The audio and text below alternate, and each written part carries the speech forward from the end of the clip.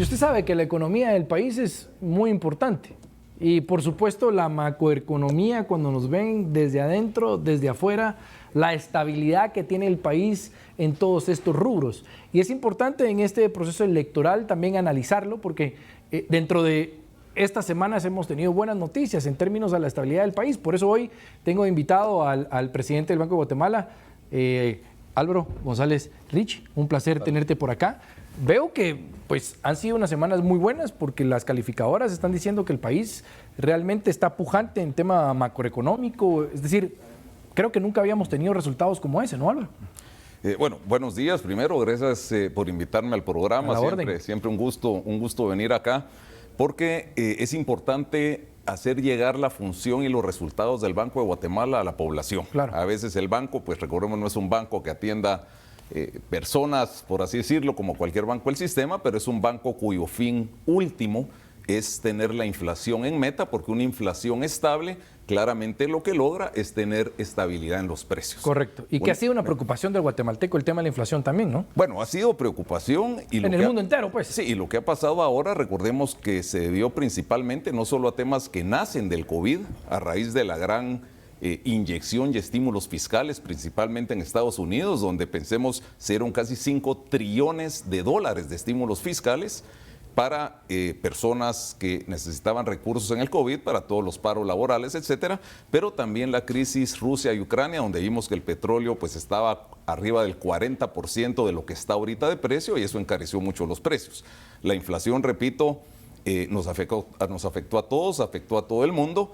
Y nosotros como Banco Central, nuestra función última y nuestro fin principal es volver a regresar esa inflación a la meta. La meta en Guatemala es 4% más menos 1%. O sea que podríamos estar entre 4 y 5 o entre 3 y 4, y eso nos llevaría a estar dentro de esa meta. Y te quiero preguntar algo, cuando estás fuera del país, mucha gente dice, es que el tema macroeconómico de Guatemala es impresionante, el modelo del Banco de Guatemala es impresionante, al punto que dicen debiera ser lo que nosotros debiéramos de tener en nuestros países. Y ha de ser muy bonito, digamos, en estas rondas y dentro de las gestiones del banco, escuchar que somos un país que lo voltean a ver por la institucionalidad del banco, por el buen manejo del tema macroeconómico, por el tema de la moneda y demás.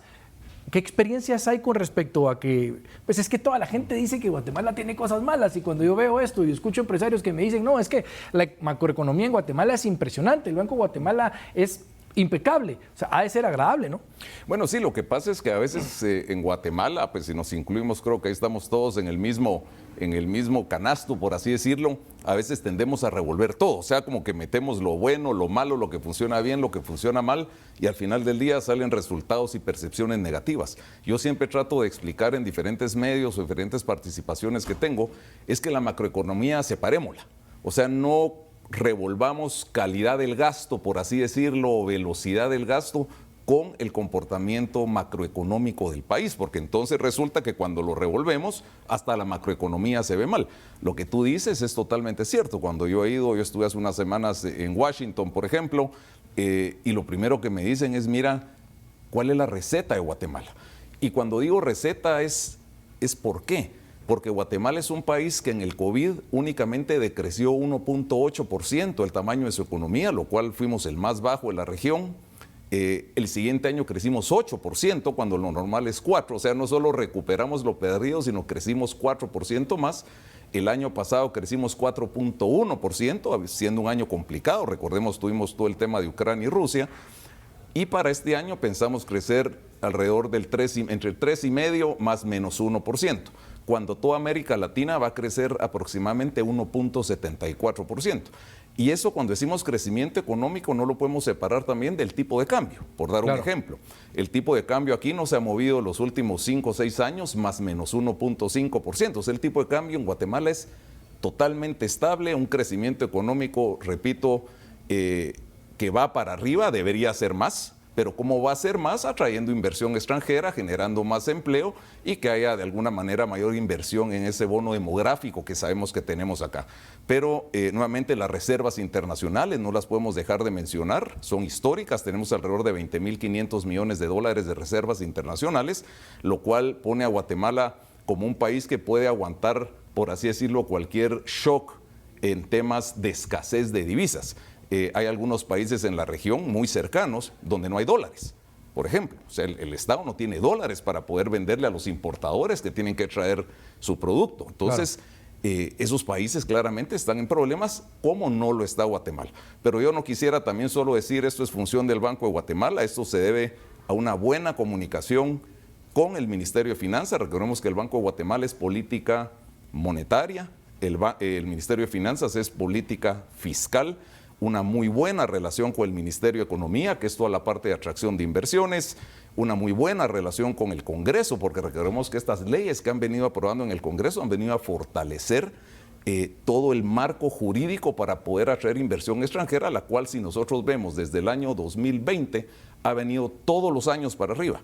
Y si nosotros tomáramos una operación que fue puntual el año pasado, pues que fue el tema de Millicom, por ejemplo, nosotros habríamos crecido más de 254% la inversión extranjera en el país.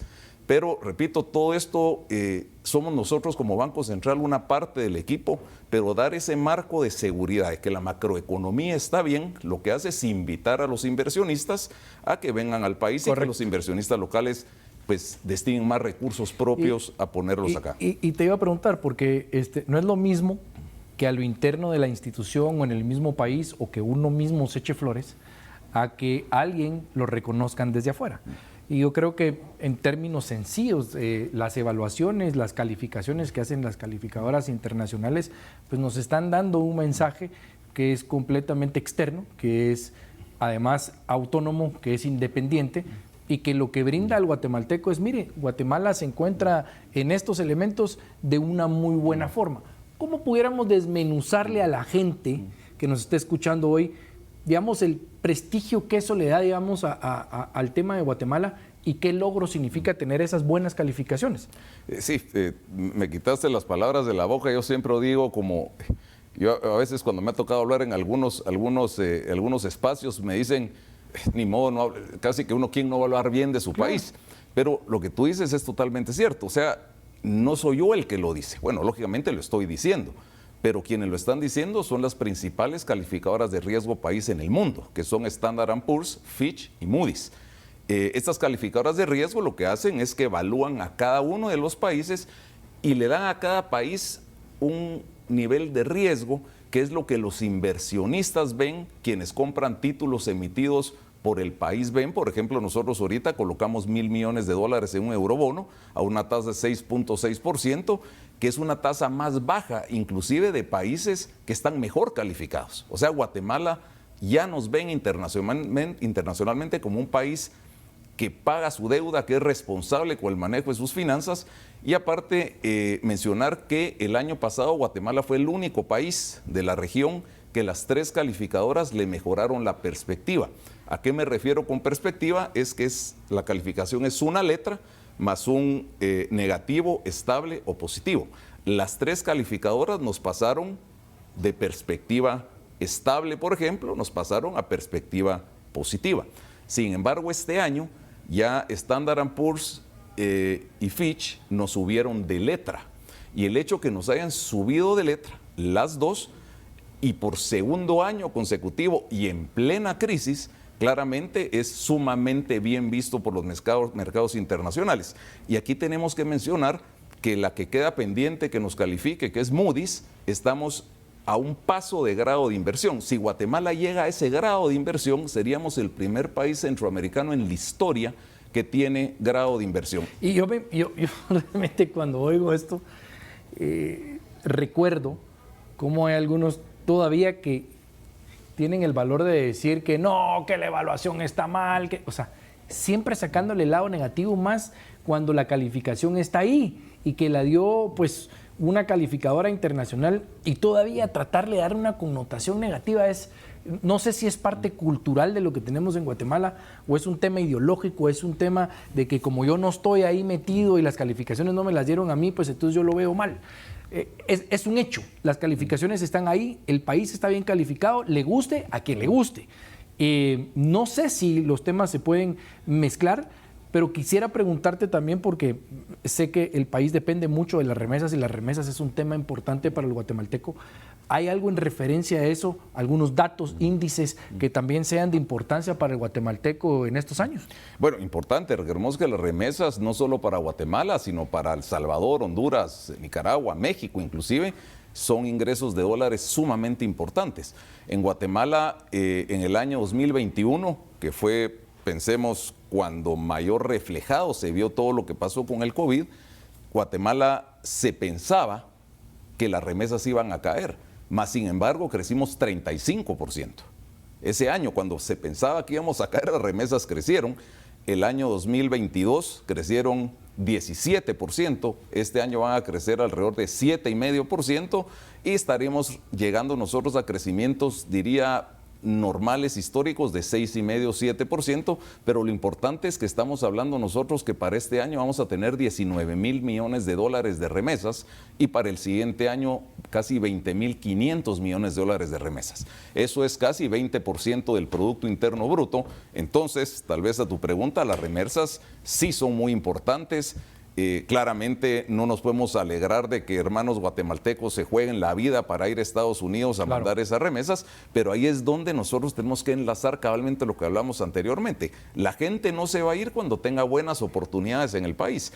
Y esas calificaciones y esa estabilidad macroeconómica lo que va a hacer es que vengan esas empresas, como vino una empresa japonesa, Yasaki, por ejemplo, como vino una empresa de India, que fue el lanzamiento hace pocos días también en el Palacio, que son empresas de fuera que vienen al país a darle valor agregado a los productos que tiene el país, y eso que genera son más oportunidades, mejores sueldos, y en el fondo esos sueldos ingresan a las personas a la formalidad, esa formalidad genera impuestos y esos impuestos se vuelven de regreso en infraestructura, educación, salud, etcétera. Sí, o sea, no se puede decir que el país es perfecto, pero retomando tus palabras, efectivamente un trabajo de equipo con las instituciones que mencionaste han puesto al país como un lugar atractivo para inversiones, que fomentan, que volteen a ver el país con la CEDEPS o con todas estas opciones que tienen para venir a invertir, que eso promueve además mayores empleos, que produce un mejor estilo de vida. Y quiero llegar a eso, y te hablo de las personas porque cuando hablas de la inflación, la gente normalmente no entiende, pues la gente pues, tiene 100 quetzales en el pantalón y dice, pues yo puedo llegar todavía a la tienda a comprar cosas. Pero después empieza ya a ver que, por ejemplo, lo que le alcanzaba con 100 ya no puede comprar lo mismo. Me hablabas de algunos efectos que se han trabajado para que la inflación no le pegue tanto al ciudadano. ¿Qué medidas se tomaron al respecto y qué perspectiva a futuro tendrían? Ok, sí, tal vez mencionar ahí, repito, es interesante, Guatemala, aunque su meta era 4%, nosotros el año pasado cerramos con 9,24%, o sea, no llegamos a doble dígito, claro, pero sí nos fuimos arriba, como le pasó absolutamente a todo el mundo.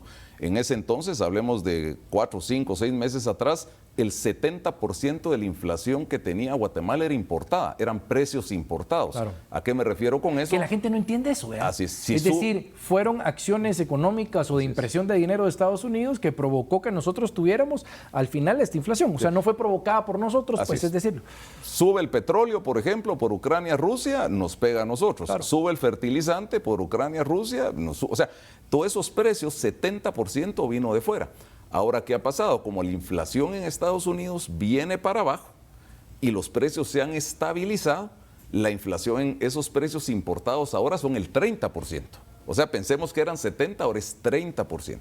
¿Cuáles son las medidas que toman los bancos centrales en todo el mundo? Ahí nosotros hacemos, pues pensemos exactamente lo mismo, es que suben la tasa de política monetaria. Esa tasa líder que ustedes ven en las noticias, correcto, que es la tasa que sube la Fed en Estados Unidos, y lo que hace esta tasa es que de alguna manera empieza a enfriar la economía, porque al subir la tasa líder empiezan a subir las tasas de créditos de los bancos, por ejemplo, pero también la de los depósitos.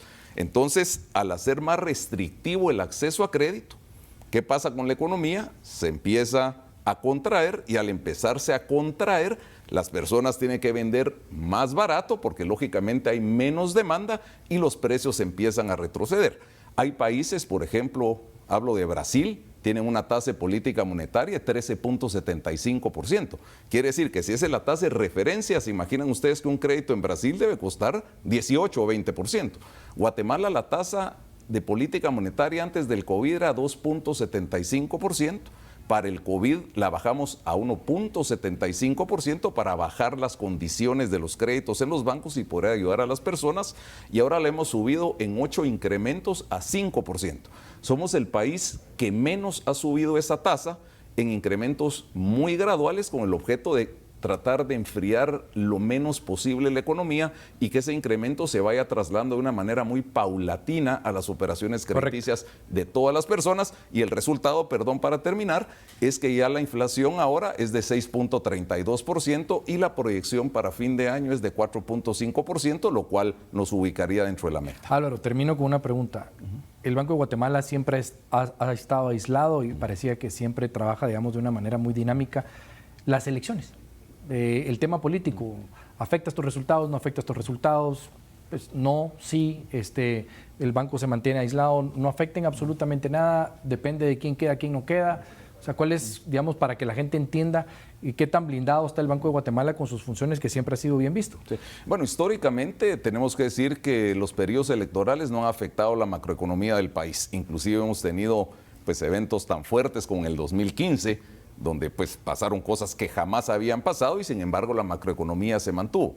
Así que este año va a ser igual. O sea, lo que pase este año no va a afectar la macroeconomía del país, no está afectando las políticas ni las proyecciones que estamos haciendo en el banco, por lo que sí me animaría a garantizarle a todos los guatemaltecos que esta parte electoral pues no va a incidir en esos buenos resultados macroeconómicos que tenemos y que la economía del país, si seguimos trabajando en equipo, repito, el Ejecutivo, el Congreso, el Banco Central, la recaudación tributaria, el Ministerio de Finanzas y principalmente el sector privado, porque recordemos que los impuestos al final del día los paga el sector privado, los empleos los genera el sector privado y el Estado y el banco lo que tenemos que hacer es darle los marcos jurídicos y esa seguridad de procesos para que el sector privado puede invertir más en el país, atraer inversión extranjera, generar esos empleos, reducir la migración, tener mejores sueldos, tener mejores carreteras, mejor educación, mejor salud y que el país siga en esas vías de desarrollo que históricamente estamos teniendo ahorita porque no las habíamos tenido jamás en la historia. Álvaro, como presidente del Banco de Guatemala, te deseo toda la suerte. Gracias por la entrevista, porque yo sé que al final,